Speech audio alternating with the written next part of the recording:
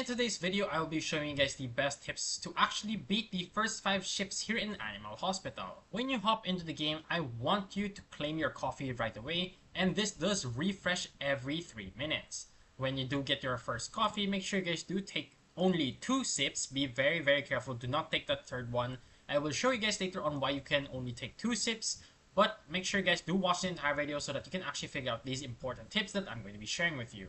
One thing to keep in mind, during the shift 1, there will be 0 anomalies. There are only going to be 2 visitors, which is going to be super easy to actually complete the first shift. Once you've assigned the patient to a room, you pretty much just need to follow it. So this first one it's always going to be the first room, and then the second patient, which will be coming on later on, will be in room number 2.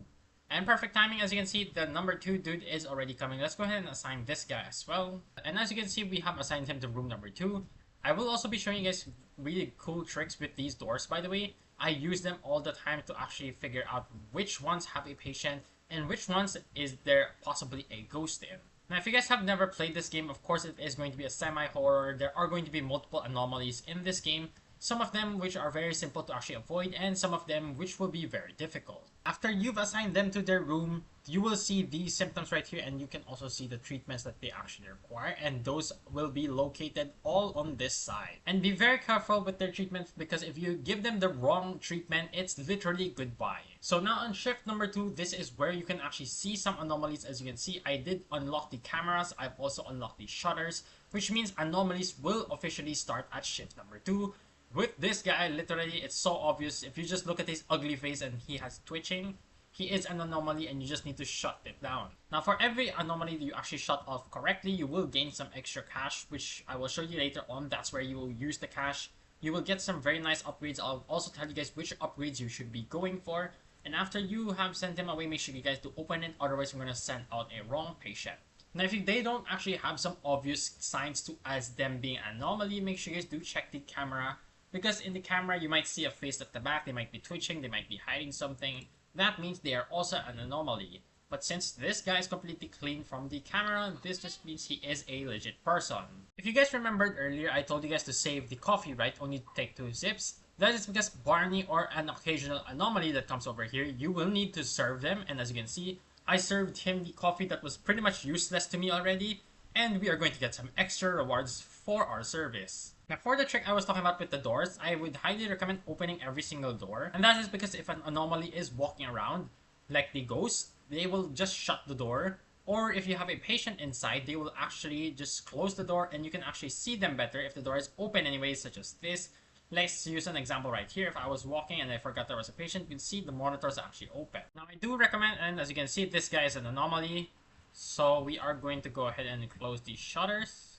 Okay, well, this guy's blocking the shutter, so what you want to do is, of course, take 2 sips right away, and you want to ask this guy to leave while holding a coffee. If you're not holding a coffee, he is going to take away, I believe it was like 15 sanity, but if you give him a coffee, which is 1 durability already, this guy will not take any sanity, and he will just leave. And since this guy is an anomaly, we will just shut the shutters. And as you can see, Barney is, of course, going to be back, so you could just send him away. If you want to send him away, just close the shutters.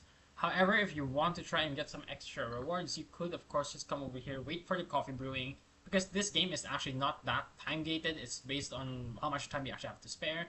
So I'm going to just give it to him. I'm going to take 2 sips again, then I'll give it to him. So as you can see, no coffee wasted. On shift number 3, like I mentioned earlier, you will actually unlock the shop. Now for the shop, it is very important for you to get this extra check-in window. But pretty much all of the upgrades that you want to buy here are like this.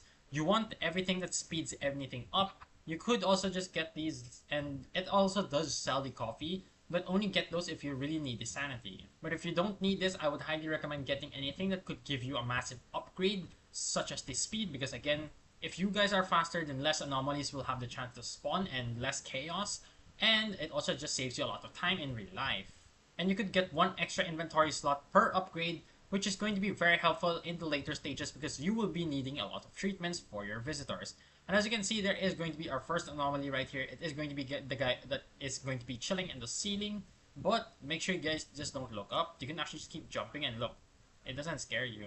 And on shift number 3, you will be meeting a new NPC, which is going to be Ranchu right here. Okay, so on shift number 3, apparently you will already get a surgery patient. Now what I would like to do is get this IV, and then once you start it, you actually have 45 seconds before this guy will actually just say goodbye. So every surgery, it will always start with the IV, and I would be very careful with the materials. As you can see, the transplant and the organ looks almost the exact same. And when you go ahead and take a look over here, you also have the medicine and the antibiotics.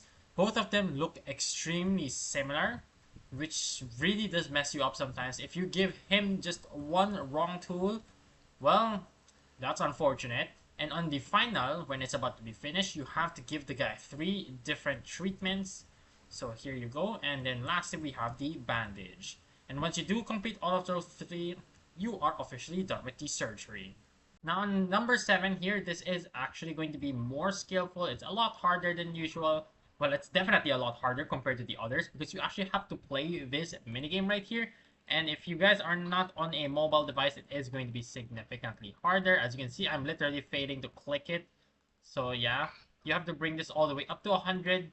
If you click on the skull, it does decrease the amount of percentage she already has. So don't click these skulls, just click these empty ones. Once you do complete the heart scan, just run over here to this computer and then you finalize.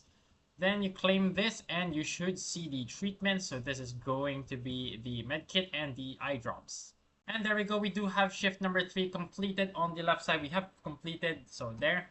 We prevented 1 anomaly, although there were definitely a lot of randoms that kept on coming here. We just had to shut them down. And on shift number 5, it is going to be very difficult because that is going to be the ambulance round. Now, don't you guys worry, I will show you guys the ambulance round later on. But for now, we have to complete this. Okay, this guy is looking normal to me, so I'm going to go ahead and register this guy. And once again, I will run over here. Look at this. We have the extra window check-in. That's going to be very good. This starts faster check-in. That's going to be very helpful. Like I said, if you guys need more coffee, then go ahead and buy it. If you guys don't need it, I would recommend saving your money and actually spending the money to get more upgrades on more significant items. Like I said, if you are going to begin your surgery, make sure you already have the IV drops ready so that it just saves slightly a bit more time in real life. And once you do give him that, it is going to begin the countdown. So let's give him the organ. You could stand over here so that you can actually just see everything. So stand right in front of this bed. You will see what you actually need to get. So yes, there we go, medicine. Let's see, bandages next. It's right over here.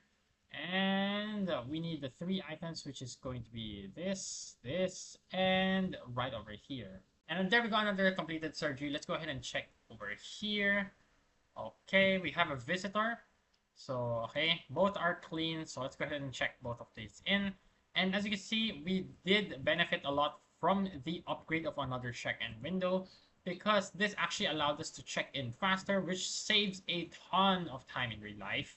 And here we are. Rachu is of course going to be back annoying us, but this guy's actually a okay NPC. I didn't really play enough to know if this guy's evil, but every time I let him check in, he seems fine. He doesn't seem like someone who's going to cause trouble. He's just going to give a lot of random side comments, but it doesn't look like he is going to be an evil character. Now be very careful with room number 6 because there are a lot of guys.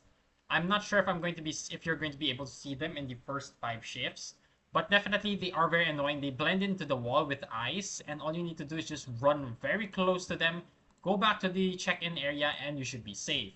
Now as you can see, this is just memorizing the sequence, and then once it does scan, you just come over here, take the action, and once you do claim the x-rays, you will also see what he needs to do.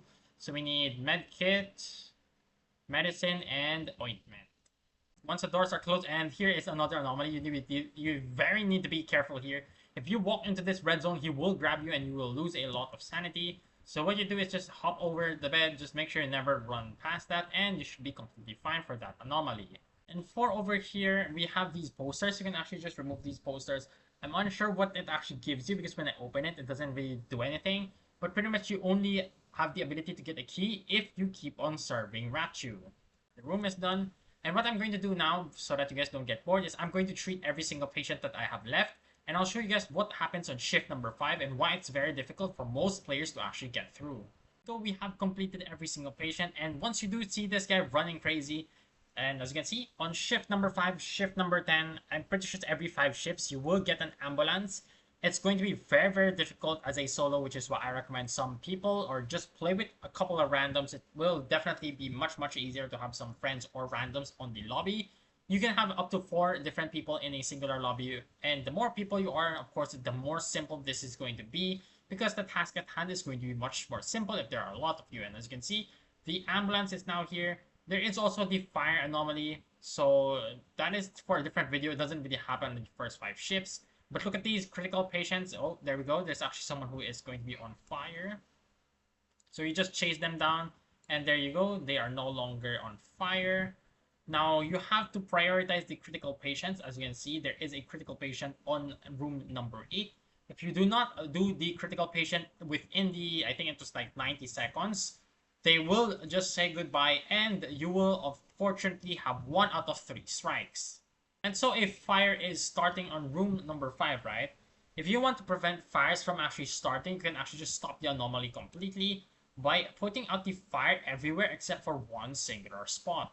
So as you can see here, I am going to get rid of it so that I don't lose sanity. But if I do not ever get rid of that, it's actually never going to spawn another fire anomaly in this area, and it just saves you a lot of time and does not allow your patients to actually faint. And so that is pretty much it. Make sure you guys do leave a like and subscribe to the channel. Comment down below if you guys found this helpful.